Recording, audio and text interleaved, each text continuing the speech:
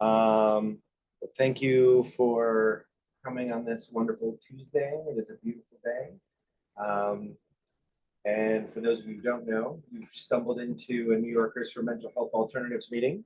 We are an advocacy group that is working to create access to psilocybin-containing mushrooms, as well as a variety of other modalities that can help facilitate better wellness and healing sense of wellness and healing.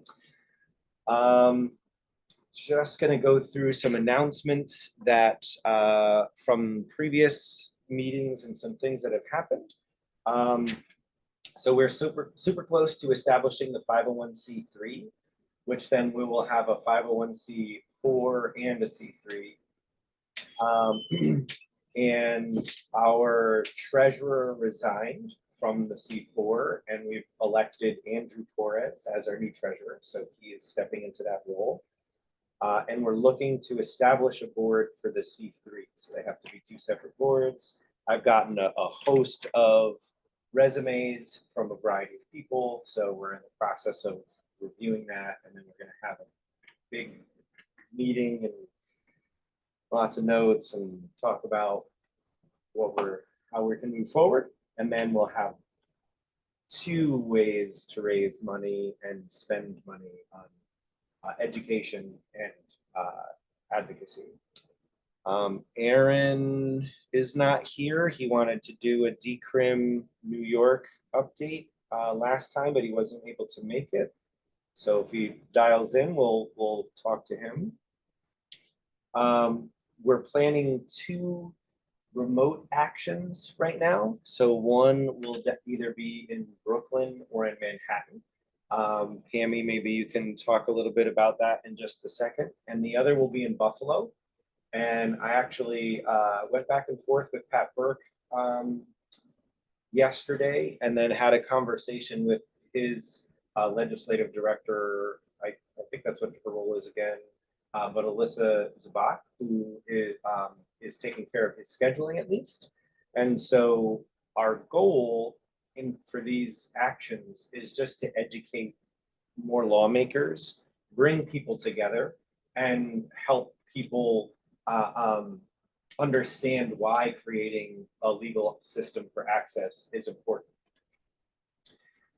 I did a talk in Ashokan at a mushroom festival on the psilocybin situation, and it went pretty well. People are really excited, and many signed up for our newsletter. So the next time the newsletter goes out, they will be getting that information. And we're trying to activate more demographics of people, because right now the psychedelic world is very familiar with why this work needs to be done. We're trying to spread into other realms of social gathering. So I was asked to author a piece on our advocacy for an organic farming magazine, which is of the Northeast. So that's ranging from Pennsylvania up to Maine. So getting that article out will hopefully generate some more news and talking points. And Allison Hoots, who has been traveling around the country talking to all these different groups as part of her job as a psychedelic lawyer, but also as one of the main authors of A10375. She's been giving talks about this new permit style bill. And we're starting to meet with lawmakers and advocates in other states too. So New Hampshire, Connecticut, New Jersey, New Mexico, Maryland, and California are all interested in this model, because so far people have been primarily focusing on their therapeutic, go to a therapy, space, and then like have a session, have some integration, and then but the permit model allows a little bit more autonomy in use and would serve people that suffer from cluster headaches or are using it in pain management or for other wellness means to take it when they need it. So it's just a matter of like, oh, well, I have a permit, I'm allowed to take this at some point. It also creates cultivators, and it creates the ability to regulate facilitators. So there's a bunch of tiers for this system. So it's pretty robust, and we're really excited about it. And we're excited to get the word out to more people. Boom. So Allison did a webinar through the Sound Mind Institute that you can watch. And it was a conversation between New Jersey advocates, Colorado advocates, and what's happening here in New York. And so, and that has generated some closer connectivity too. So that was every time we, kind of spread the mycelium in this way and firm up those connections, it really just starts bringing people together. Did everybody get the newsletter that I put on the website? Yeah. Was it better than an email, do you think? It's at least shareable in a better way. So we're going to start doing that once a month. It's going to look a lot nicer once Taylor is able to dedicate some more time and structuring it. It's going to be more like a newspapery newsletter thing. And we deactivated the NY4MHA Instagram, and I changed the name of the NYPAC Instagram to Nymha, but I haven't been able to change the name of it because it said I couldn't change both the user, the name. I don't know, it wouldn't let me change both things at once. So I have to wait a couple days and I'll try again. And I have to find a better picture for the profile. But so now NYPAC is dissolving. So hopefully it will alleviate some of that confusion of like which group is trying to act. So when I spoke to Alyssa, who I hope, she said she had a meeting at 4 that wraps up at 4:30, which she's on Mountain Time. So I think that's in 15 minutes. So she should be joining us, but she's out in Denver monitoring the rollout of the legislation there. So she is going to be basically monitoring directly, boots on the ground there, and helping initiate anything that they run into as a problem out there here. So, those states like Oregon and Colorado, who, are trailblazers, are encountering things that hopefully we can better understand and anticipate and prevent, so that we'll encounter different problems.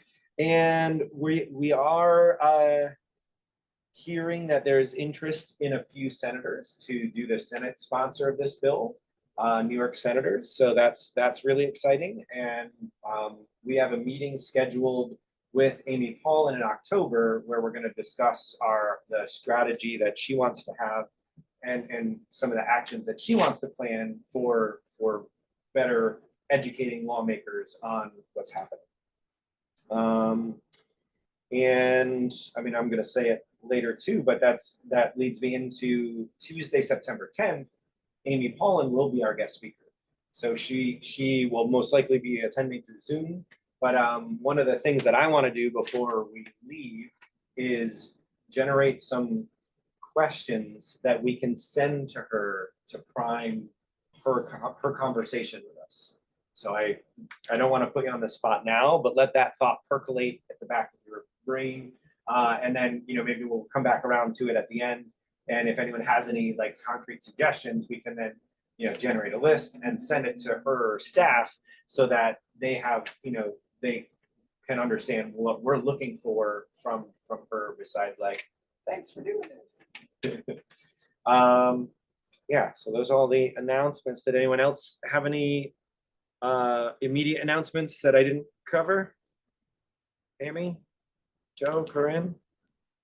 No. Only maybe that we have a meeting after this, looking for media folks.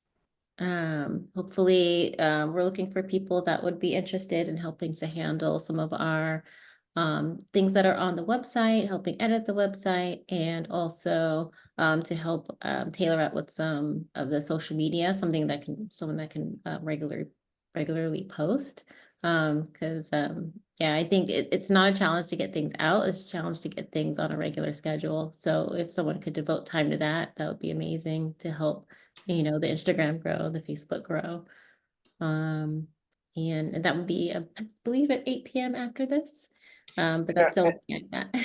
and there was someone that has reached out that wants to be involved in that, but he didn't come to this meeting, so I don't know if he's just dialing in later.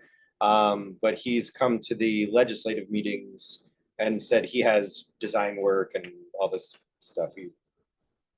Oh, perfect. So I hope Hopefully he they'll tunes show in. up. Yeah, I hope so. So that was my next thing, actually. So that was. Sorry, I jumped the gun. No, you didn't. You started when you needed to. The gun was blasted. Okay, and then the other thing, real quick. So Claire is here, and Claire and another person, Sativa, another therapist, have been working on a script ideas for talking points to talk to our families. So Claire, I read through everything that you have in it. I mean, it doesn't look like there's much to edit. I mean, I think it's one of these beautiful things is like we can put it as a working doc too, like a Google Doc. And if people have questions or want to tweak the language or even maybe add an additional script, by all means. But just to give a quick little overview on that, Sativa led sort of some talking points, some bullet points around just the desire of wanting to use psilocybin to help with one's own mental health and handle some things that might come up from family or friends. And so she has a couple different scenarios that she's grappling with there. For myself, I wrote potential scripts for psilocybin use, but again, we can replace psilocybin with other substances if need be. You just have to tweak a little bit of the language here and there. I tried to make it pretty clear in brackets where that would need to be done, but I'm just doing a general introductory conversation, kind of a very robust overview for people that are kind of open, medium tier, and then a secondary script for conversations with somebody that might have some reservations. Originally, I was going to go 3 angles, but I think just the 2 kind of covers it. But again, if anybody has feedback, all ears. And I guess, Avery, you can include this in the notes and we can just have it in the Nymha Google Drive. Yeah, well, ultimately, I would love to put that on the website in a form that people can like grab, so that it's an asset for everyone. And it's like, oh, here you're struggling, you're using this substance to help you with your pain or your condition, but your mom or your grandma is going to freak out. Like, how do you talk about that? Because ultimately, the way we can absolutely create change is through conversation and getting people to understand why it's necessary and how this use is unfolding. So, I having those conversations might be uncomfortable, but once you break that seal, it really can help bring people closer together. It's like talking about any difficult thing. It's just like, well, once you get that out there, it's like, okay, well then this is what I'm doing, this is what's going on. Let's figure out what the barrier is for you and how we can get over this.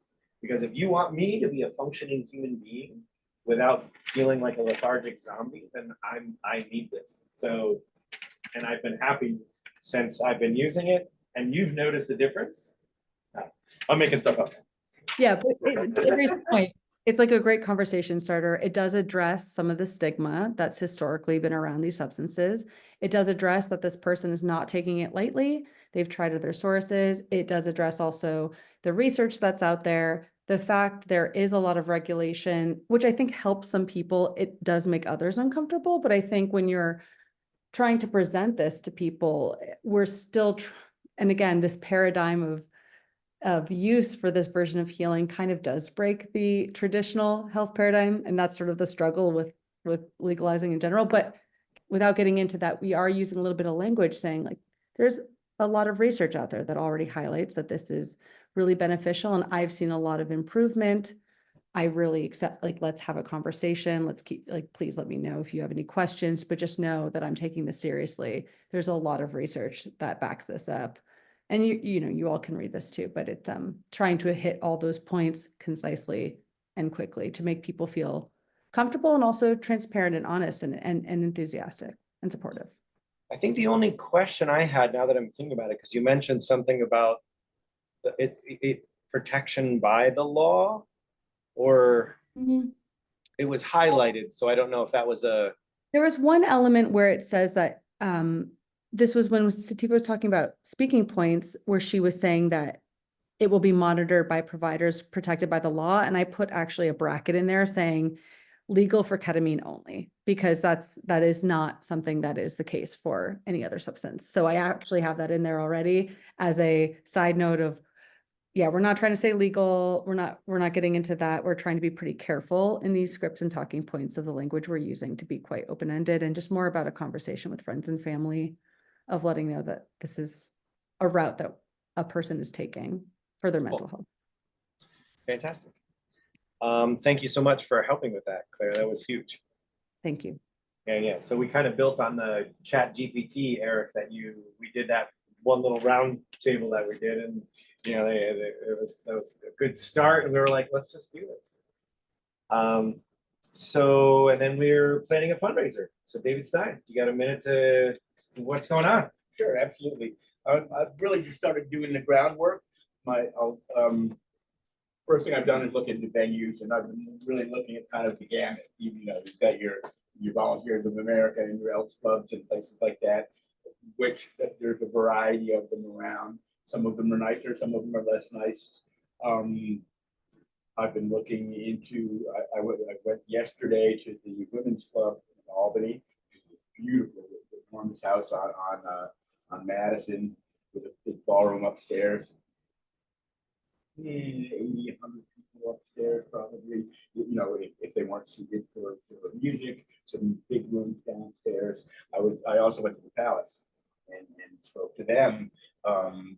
That would be the most impressive, certainly, place something like this. Not in the theater itself. If we could get 2,000 people to come to a fundraiser, that would be awesome. But I think that might be over optimistic. But one can reach the big entry, you know, foyer there with the tall ceilings, and prices range from sort of, you know, 300 and change on the low end, all the way up to, if one actually wanted to rent the Palace, be about 2,000 and change. Premise being, you know, I mean, the number one use for this fundraiser, obviously, to form the second nonprofit is $5,000 to file legal fees, right?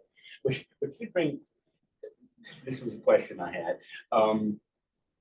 Technically, the biggest reason for forming the second nonprofit is because that's a nonprofit we can then use to raise funds.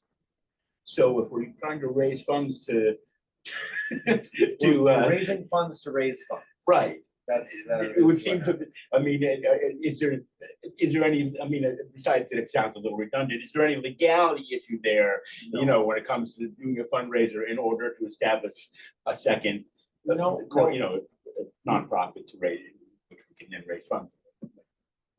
Because that's structure. Repetitive, but yeah.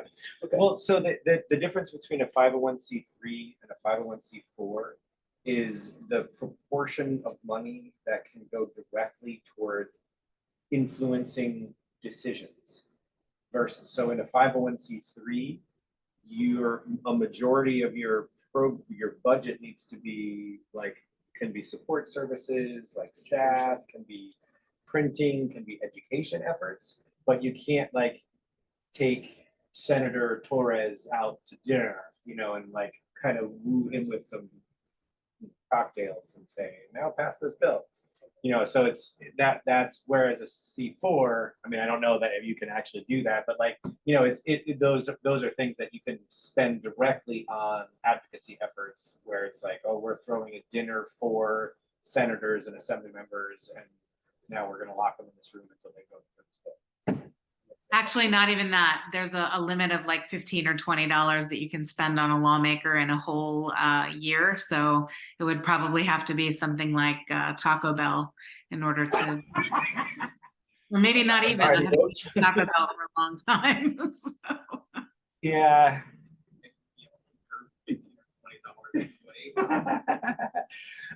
So what then, how do you, what is directly influencing decision making? That's what I'm still fuzzy on.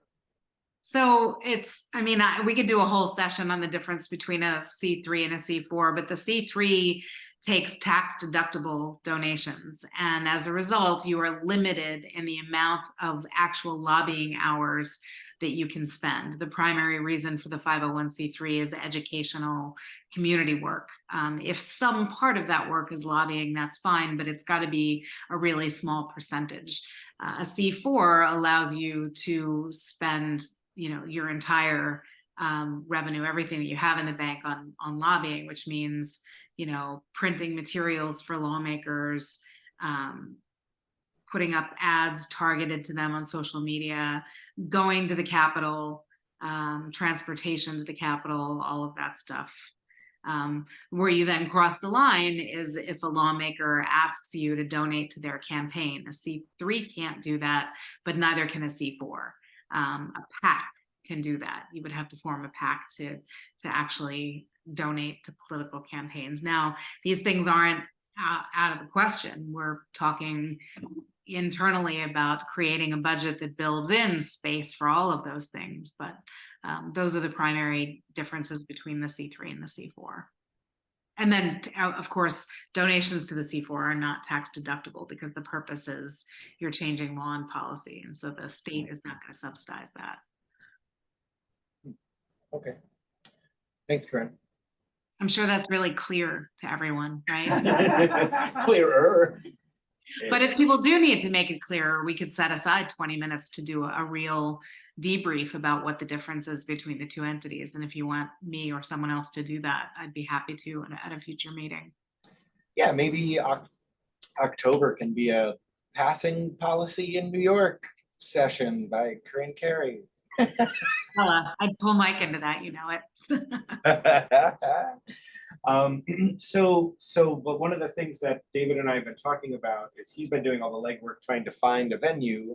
So we want to choose a venue, but ultimately there are things, you know, it just takes people to do so. So if anyone wants to help form like a fundraising event committee, and, you know, I don't know, David, if you have envisioned specific roles for people at this point, or the biggest piece of the puzzle, I mean, briefly, I'm looking at hopefully between October 1 and November and Thanksgiving. You don't want to get into competing with the holiday season, and I think to try to do a fundraiser in January or February when you don't know what the weather's going to do, it probably doesn't make sense. So it can't be organized by then, maybe March. But by the time people are dying to get out, I think that you need to entice people with something besides just education. I think the few things we can do. I think you almost need to do booze of some kind or another. I think that shouldn't be given away. I think we should sell that. I think which involves getting a one day permit, which is doable, and one day liquor liability, which is also doable. Obviously, it adds to the expense. This needs to be thought well through financially, because not only is there the $5,000 that we need for legal fees, but we want this to be self-supporting. So if it needs to raise $5,000 for X, and it's going to cost $1,500 to get security or permitting and a space and everything, that needs to be the target. So I'm thinking 130 people, $50 a head, about $6,500. That's realistic. The piece of the puzzle, I'm a chef and a musician, so I can do a lot of the organizing on the music then, and closer to the time, maybe some help on the big piece of the puzzle, and obviously this whole thing will rely on promoting it successfully, and that's a piece that I'm you know, A, relatively new to the area, and B, advertising promotion is not really my bag. So, you know, obviously we have mailing lists of some size, and you know, finding a way to reach out. So this is worth our time. So we don't spend a lot of time planning and commit to a location, which if we're going to do this by December, by Thanksgiving, we need to commit to someplace fairly soon. This place is on. My premise is Friday, Saturday, or Sunday. So yeah, try to do something. And my conversation with Indian Ladder Farms, they have the bar and a liquor license, so that expense would not happen. They also wouldn't charge us for the space, so that expense would be there. And it's big enough to host, you know, quite a large gathering.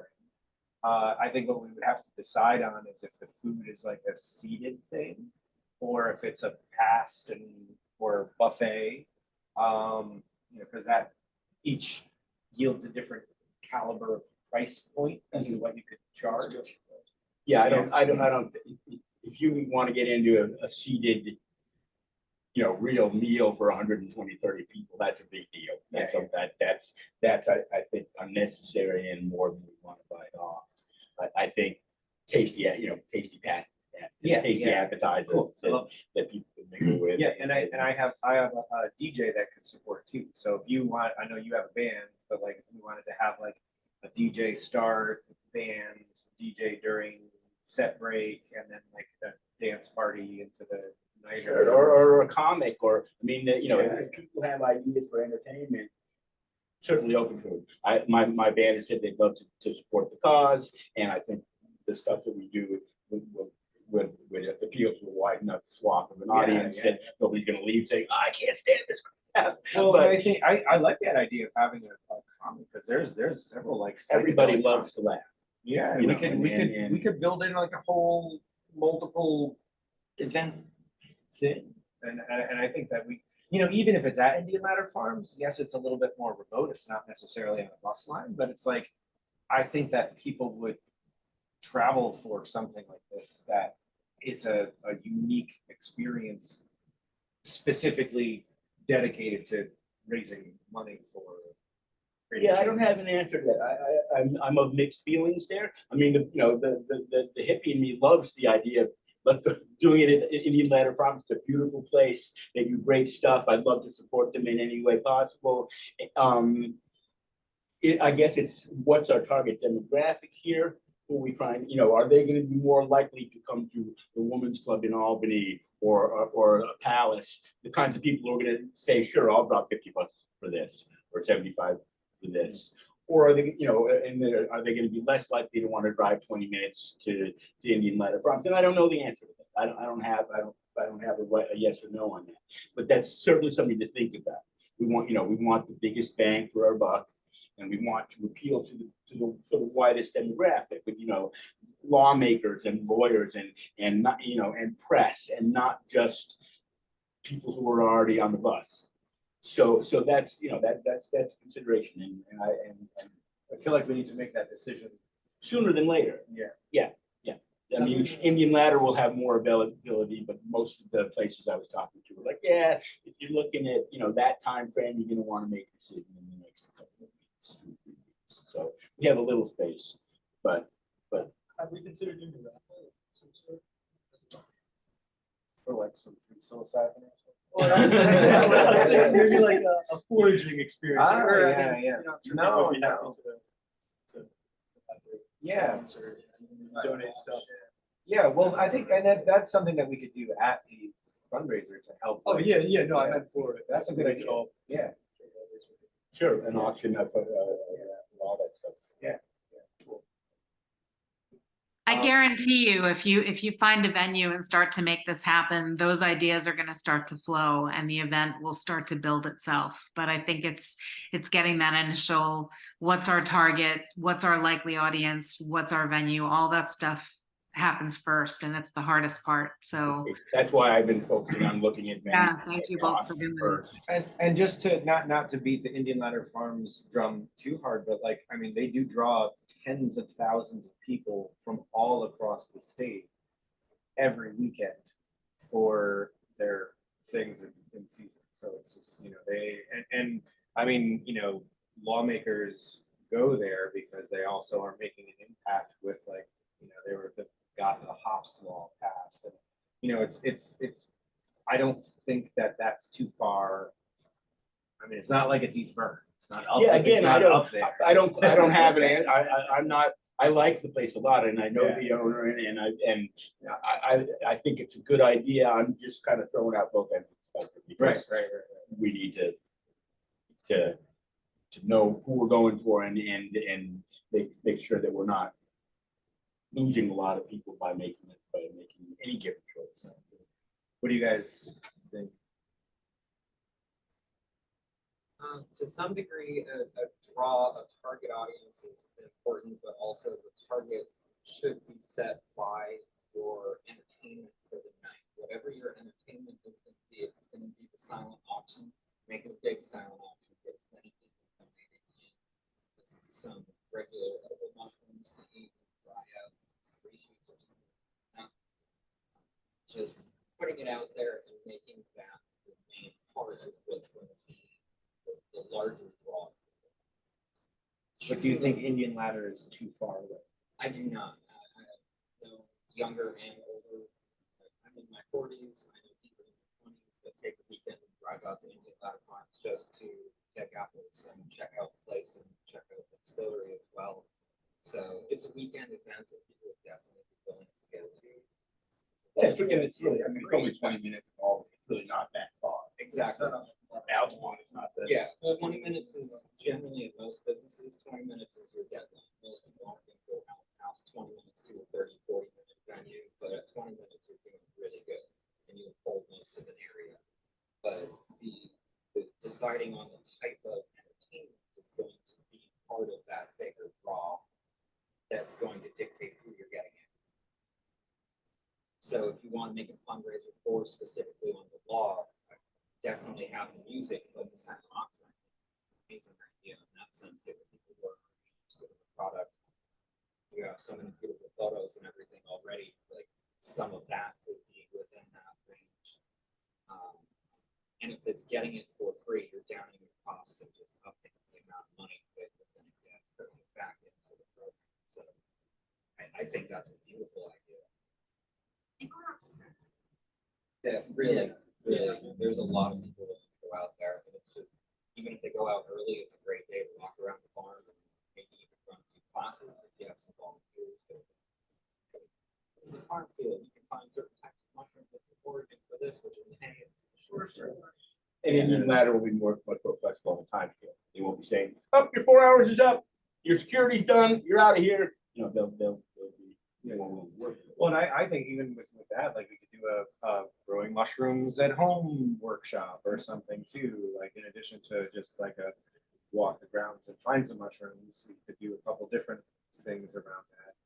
Avery, we could bring the mushroom experience to Indian Ladder Farms for our own benefit this time, not just, you know, like just bring the whole mushroom experience.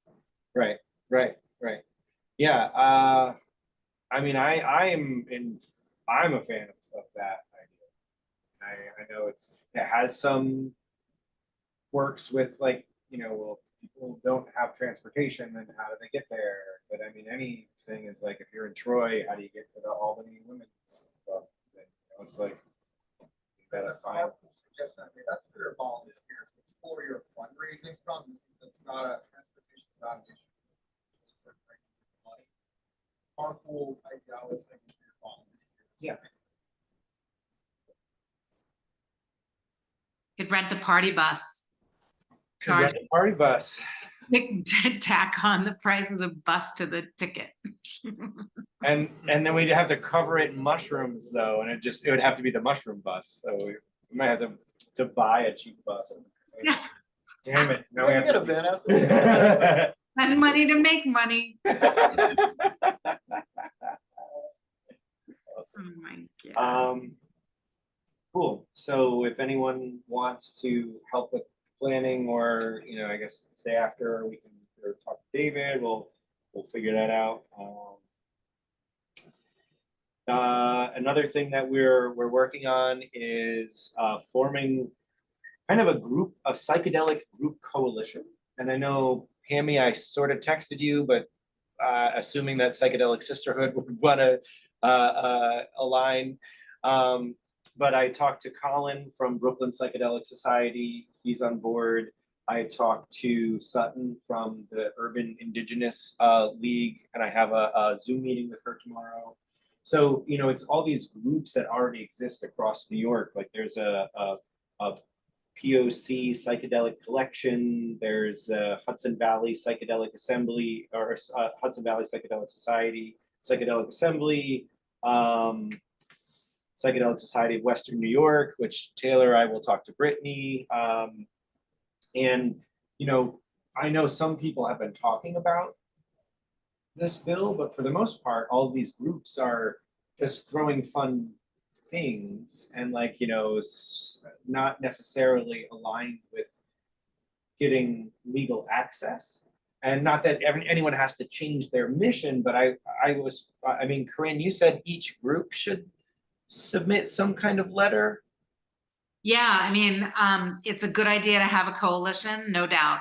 But it's also a very good idea for every member of that coalition to send in their own memo of support, so that when the bill file is brought before the lawmakers, there are 10 memos of support in the folder, not just one. Gotcha. It actually does make a big difference. So, but what helps is for us to draft a sample that people can use and then add in their own mission statement and their own, like, exclamation at the end about why they support the bill. Yeah, and their letterhead and their contact information. So I'm thinking, you know, Cluster Busters and Heroic Hearts and all the people that we've already kind of aligned with, like, we just need to now have them send that in and say whatever. But what Colin suggested is the September meeting where Amy Paulin is coming, having a watch party. So, you know, and some of these, like the Psychedelic Society of Western New York, if, you know, they could have a watch party. So we show more than just like Taylor's iPhone, but a group of people, you know, sitting together. And I think that would generate much more strength and across the state, and say, like, oh, look at here are all these people that are gathering in, you know, in groups to help support this. And especially for Amy, who's coming as the sponsor of the bill, I think that would be really amazing to see. I think you're right. I think you'd have to put out the call now, like tomorrow, to all of the organizations that we've worked with, and have them start recruiting. I started on Monday. Brain. Good. So, and then, yeah, new business. Talked about the fundraising push.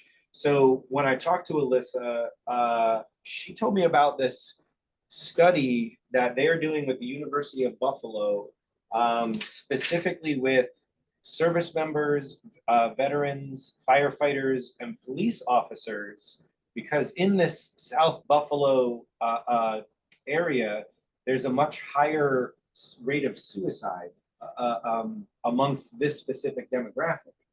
And so they've been having roundtables with veterans, specifically talking about psilocybin use and access, and how it can help with addiction cessation. And she said that the depth of despair can alleviate the depth of despair. It's like, wow, that's some deep shit. But they and it's in collaboration with the University of Texas. So University of Buffalo, University of Texas, and some city money has been going to this study, which one of Pat Burke's bills is specifically a pilot program for 10,000 veterans, first responders, and other qualifying people, like cluster buster, people impacted with cluster headaches and things like that, in Buffalo. So, you know, if that bill passes, it doesn't help the rest of the state, but it would get 10,000 people in Buffalo going on something, which would be amazing. And they're, specifically veterans, first responders and things like that as well, which would help build more body of research to show why it's necessary. So it would be a step, but obviously we want to support all of the modes of access that have been proposed. Ray, did she talk about the time frame of their study, like when they might see results? I think it started last year. She did not say when. I was hoping she was going to dial in. I think she said her meeting was supposed to end at 4:30, which is our 7:30 our time, but she was like 20 to 30 minutes late for the meeting that we had today. And she said that the meeting just went over. So I was hoping that she would be able to fill in a little bit more information. But she said she's open to having any and all meetings and progressing as much as we can together. So I know she would be open to sharing that information. So if we have like a list of questions on that, that would be good. So that's pretty much all of the hard content stuff that I had.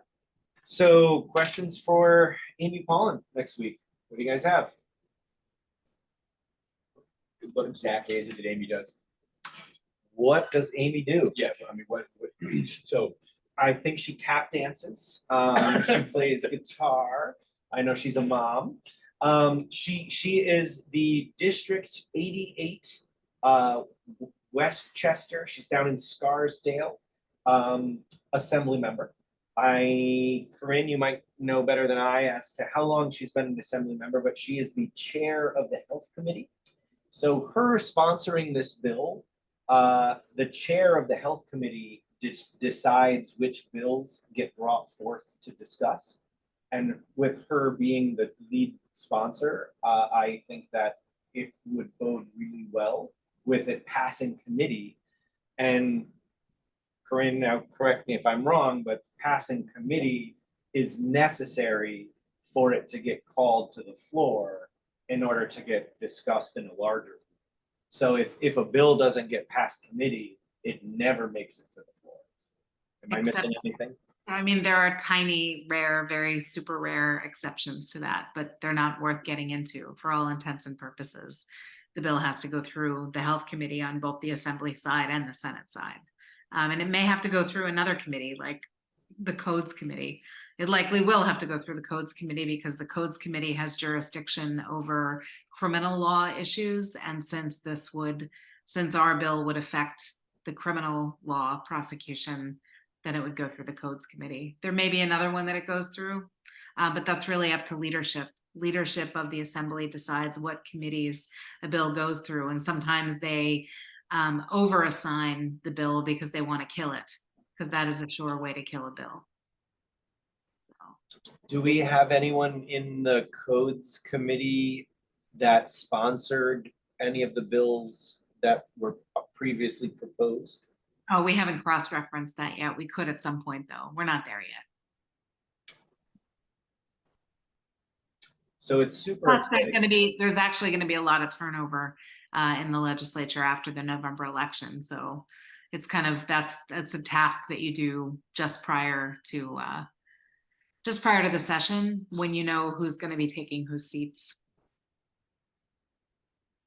But Natalia Fernandez is the Senate sponsor of Pat Burke's two bills, and she is the chair of the Mental Health Committee. Is that correct? Senate side, yep. On the Senate side. So there's all these committees in the Assembly, and then almost the same committees in the Senate. So they have to duly discuss, and both bodies have to pull the bill forward in order for it to get called to the floor, well then wherever it will go. So with the Natalia Fernandez, if she, takes this bill on as well, it's, she's in the Mental Health Committee, which is, I don't know why they separate health and mental health personally, because I think that they are pretty integrated personally. But they do their separate laws. But and so there is no Senate sponsor for a 10-375 as of yet. And there are several senators who are considering. Avery, does everybody in the room know what Bill A-107, what the bill is that you're talking about? Can everyone quote to me all of the? No, just generally, I just want to make sure people know. So it is the Regulated Health Access and Support Services for Psilocybin Act.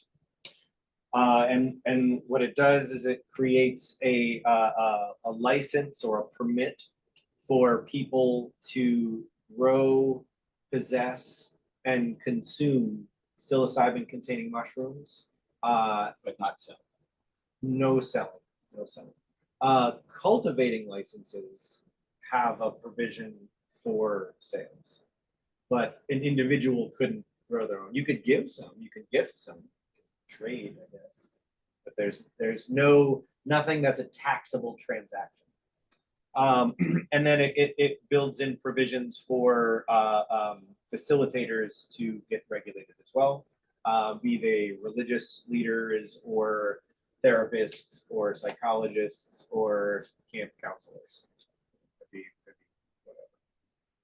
So did I miss anything? No, it's a really trailblazing bill that it would be the first of its kind in the country that really puts the education and the power in the hands of the person to go and seek out the course, complete it, and then be legally allowed to carry and use psilocybin. And it would be the first time that any state has ever done that. And a bunch of other states now are interested in copying this model.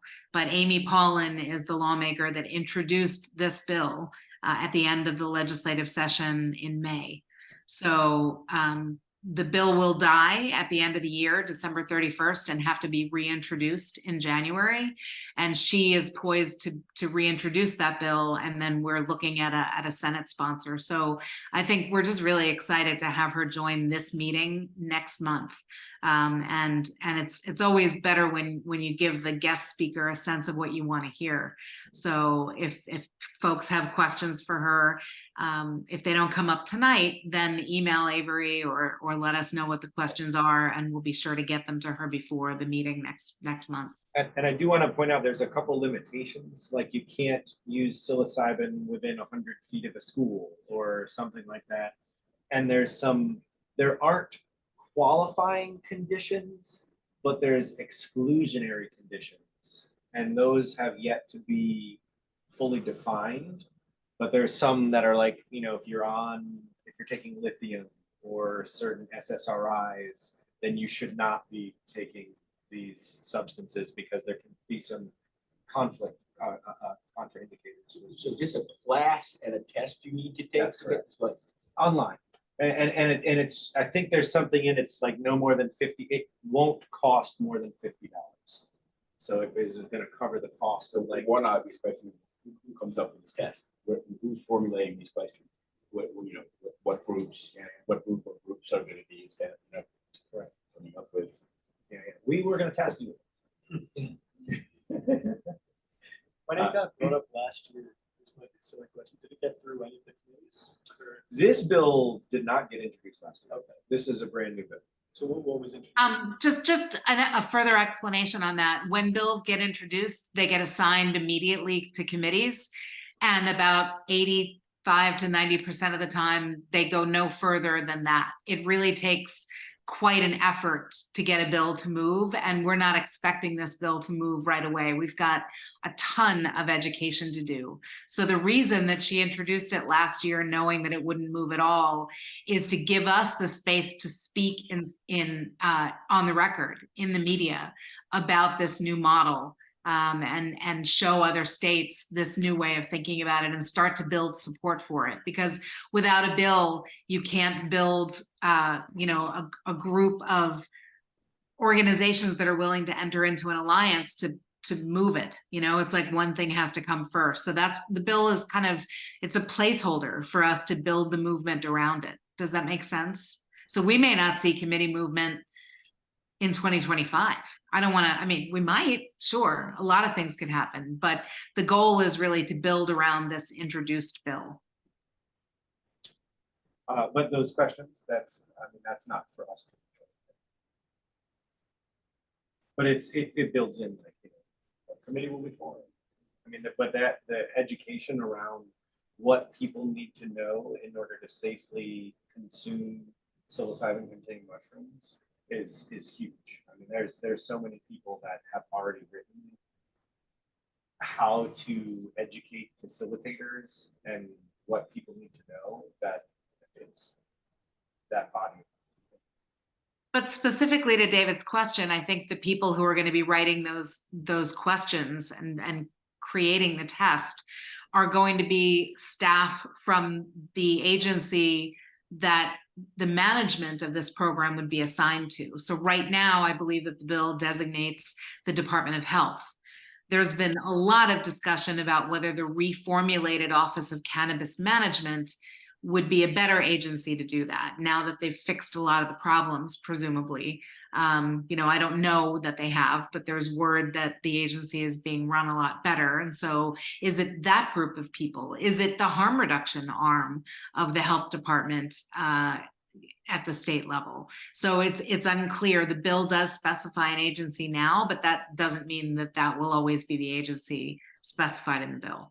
Right, and this bill that was introduced in June or at the end of May has already gone through edits. So like this is not even, this is irrelevant. That's why it's just an outline. Okay. Hi, Pammy.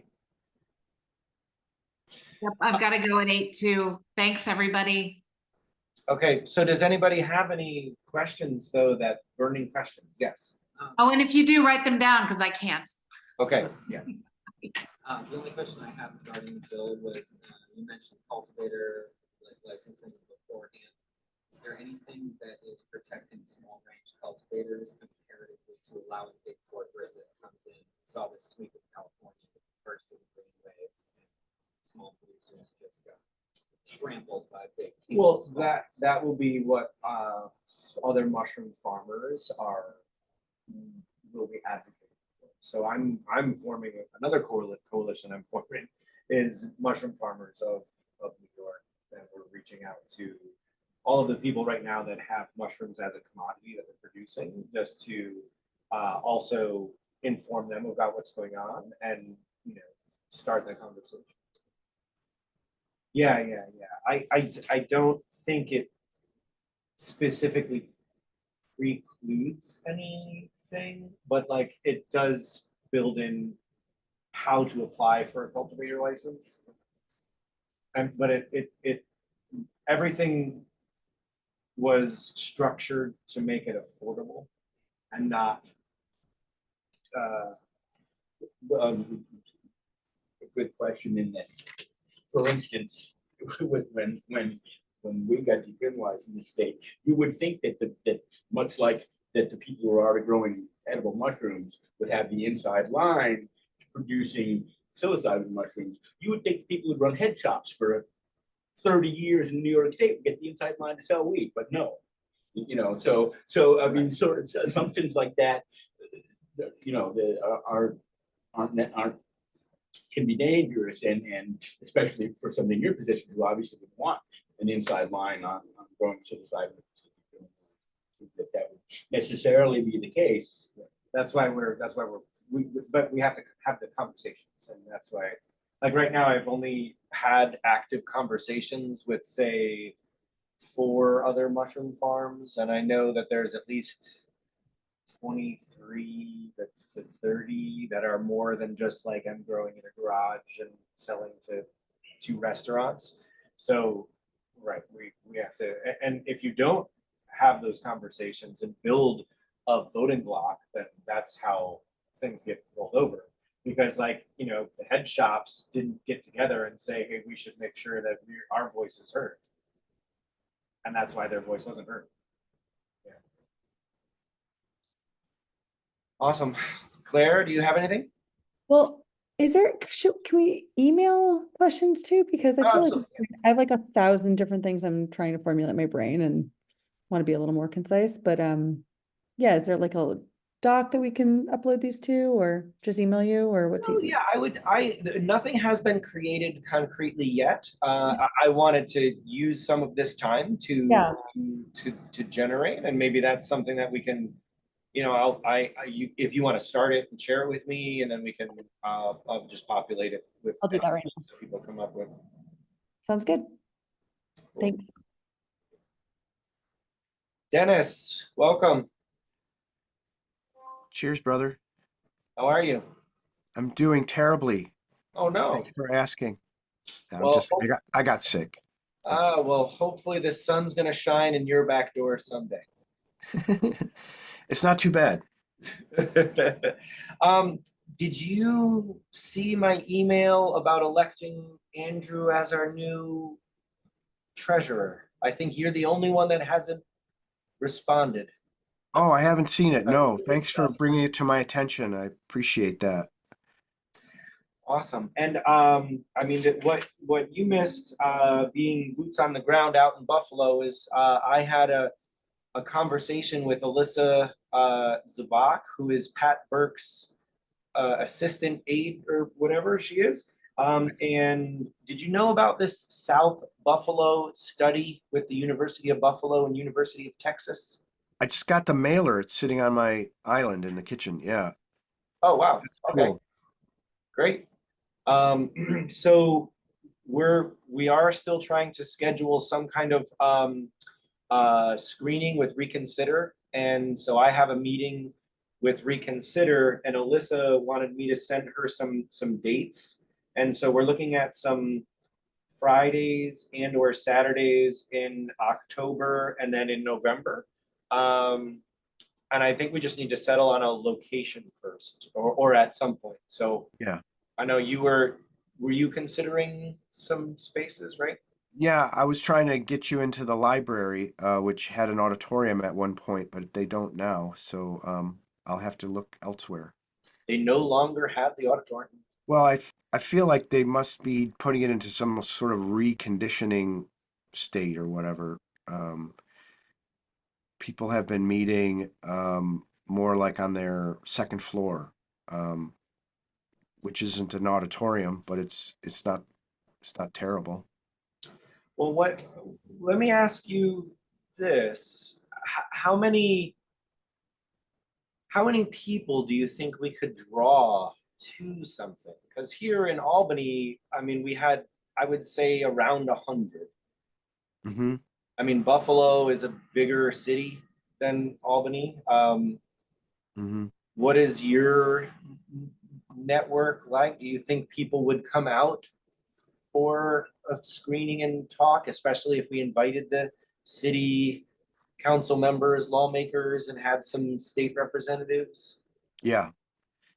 Um, the 2 or 3 groups that I've, you know, been involved with out in this area, if you added them all together, you could probably get about 60 people, Okay. I would think. Yep. So maybe a room that fits 100 or so is all we need, Yes. maybe? Hmm. That's true. Okay. Do you know what that library second floor holds? Yeah, the events that I've been there have been in the probably close to 100, probably 80, Okay. and yeah, that'd be enough. Well, do you think you could find out how much, if it costs anything to use that space? Yes, I can. Fantastic. Awesome. Hmm. Yeah, because I have a meeting with Reconsider and Alyssa next week, and I hope to get more of the, like a date settled and like and start inviting people, because here we are now getting into September, and we should get that, if we're gonna have it in October, we should get people activated. Cool. Yeah, and Excellent. I'm gonna be out of town during certain dates, so I don't know if you've settled on a particular week, but it'd be great to do it either before the 12th or after the 16th for me. Okay. Yep.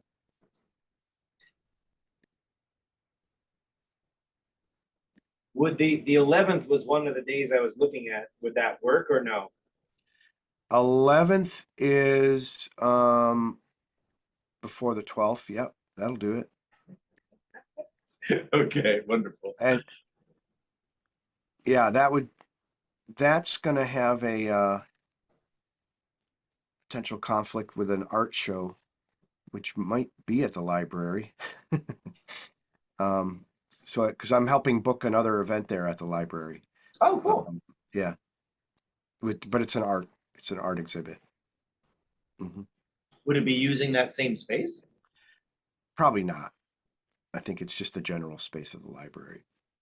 I mean, it could also be another draw, like come see the art at the library. That's it.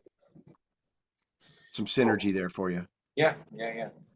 Awesome. Well, we were just about wrapping up. Do you have any questions that you would like to hear Amy Paulin discuss when she joins us next week? I've got nothing. I'm just grateful to you that you let me interlope into the last few minutes like this. Wonderful. Yeah. Okay, well, Claire, Dennis, thanks for joining us. Yeah. Turn that off, and thank you guys all Cheers. for coming. Bye.